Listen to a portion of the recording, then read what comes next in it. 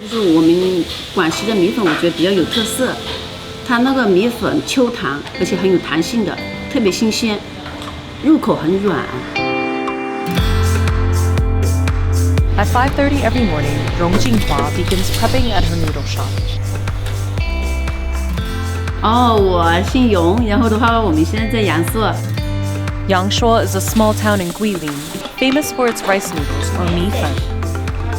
People eat it for breakfast, lunch, and dinner. 这每家的米粉都是一样的，都是那个米粉厂送的，但是每家的卤水不一样，这个卤水呢就决定了米粉的味道。And this gravy is what sets noodle shops apart. According to Zhong, each shop has their own unique blend of bone broth, Chinese herbs, and seasoning. 这个卤水是咸的，然后的话带香味，它是由20多种那种名贵的中草药熬制而成的，熬整整1天，里边还加了那个大米粉从那个锅里冒出来是热的，再加上卤汁，加上小葱，加上那个花生，加上卤肉，配一点小菜。这就是那个萝卜干、酸笋、海带丝、酸豆角、萝卜块。The gravy, noodles, and other condiments made in-house are then combined to make the perfect bowl of Guilin rice noodles.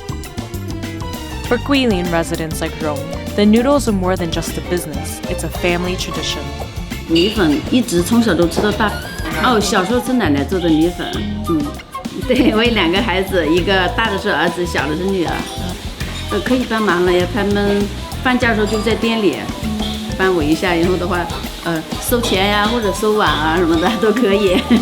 我们这个就是家庭式的小店。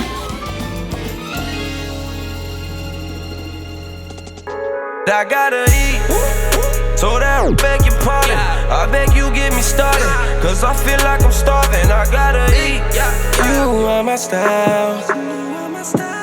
You can take my order right now.